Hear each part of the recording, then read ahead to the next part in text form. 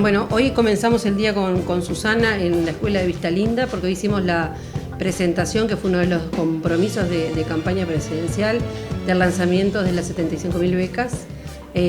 O sea que hoy estuvimos en Canelones, en Vista Linda, ahora los vinimos a visitar a ustedes y después nos vamos a la Escuela ESI Buceo a ver también la muestra, así que bueno, visitando y viendo cómo se desarrolla el fin de curso de los estudiantes, que como decíamos en otro espacio, es la síntesis del trabajo, y nos parece interesante, bueno, poder compartirlo. Asimismo, contarles que venimos de una recorrida por el interior del país, que prácticamente visitamos o escuchamos las escuelas de todo el país, una a una, los estudiantes, los docentes, los equipos de dirección, que nos contaron la propuesta educativa que pensaron, que soñaron para el 2026. Eso para nosotros fue una experiencia increíble. Capaz que comentar diciendo que desde el 2005 a la fecha hay cambios importantes en la educación técnica, tecnológica, artística y agraria, como les gusta decir a la mayor parte de los compañeros.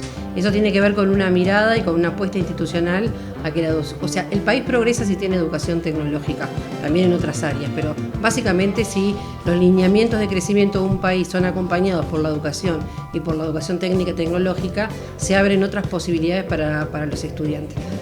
A nosotros nos toca ser autoridad por un ratito, ¿no?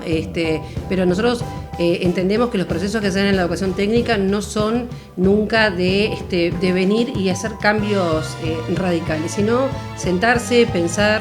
Por eso lo que te decía Susana ahora, de recorrer, hablar con los docentes, hablar con los estudiantes, hablar con los gremios estudiantiles, con las asambleas técnico-docentes, no refundar, sino revisar, y aquellos elementos que están de alguna manera para revisar, como por ejemplo las propuestas educativas, que de alguna manera no fueron avaladas o trabajadas con todos los colectivos docentes, eso sí, hay que prestarle una atención especial.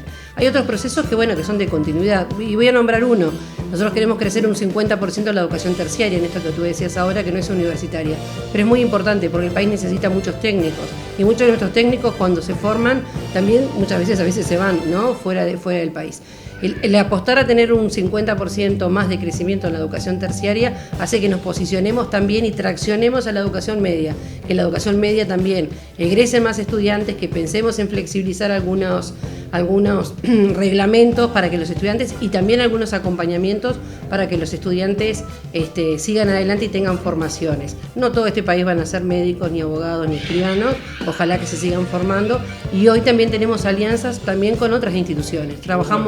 Nosotros tenemos una comisión ANEP, UDELAR, UTEC, y ahí estamos trabajando fuertemente cada 15 días, donde pensamos propuestas educativas que tengan continuidad, escalones que vayan subiendo. Entonces un estudiante egresado de la educación terciaria de UTU seguramente pueda estar vinculándose con una propuesta, por ejemplo, de UTEC, que tenga que ver con una licenciatura, que no tenemos el grado universitario hoy para lograrlo. Eso en primera instancia. En la educación media tenemos un reto que es la sostenibilidad. Hoy presentamos el monitor educativo, ahora en la tarde. Eso es justo lo que le iba a sumar. Ahí va. Que le iba a sumar Dale. Le iba a sumar que otra de las actividades que tuvimos hoy es la presentación del monitor educativo, y en ese sentido, para la educación técnica tiene otros desafíos, que es la permanencia de los estudiantes, que culminen los diferentes niveles educativos, que se sostengan y que egresen, y hoy es un debe. El monitor educativo consiste en mostrar la institución a la comunidad, a la sociedad, de resultados en otros ámbitos, ¿no? ¿Dónde están los centros?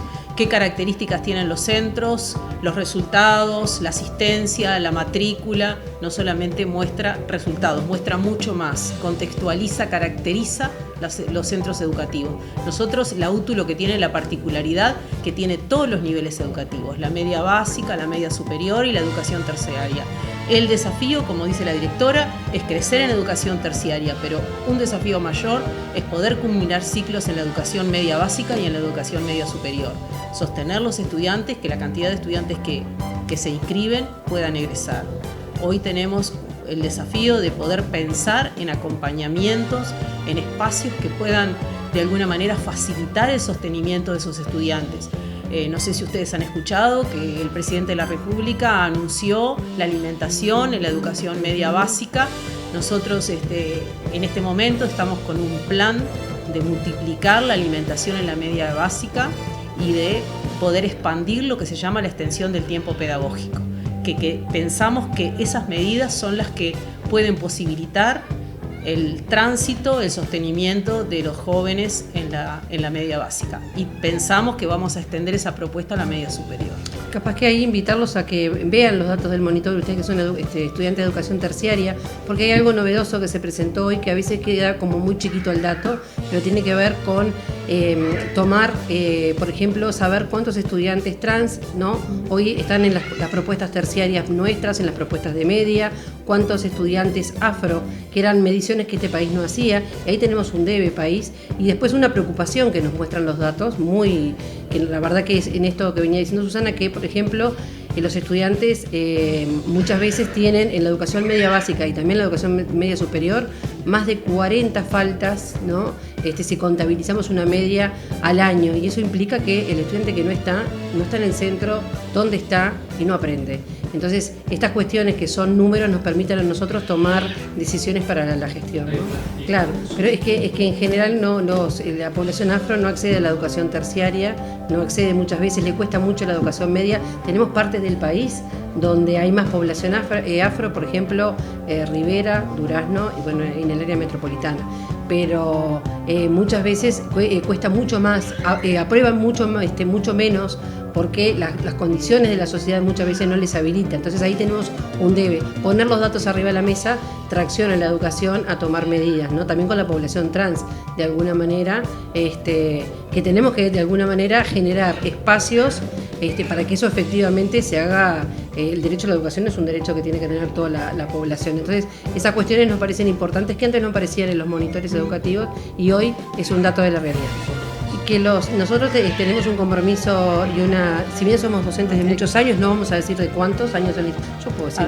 Somos docentes de carrera. De carrera, ahí va. Cargos. Somos docentes de carrera, tanto en la educación media como de UTU, como de secundaria en mi caso.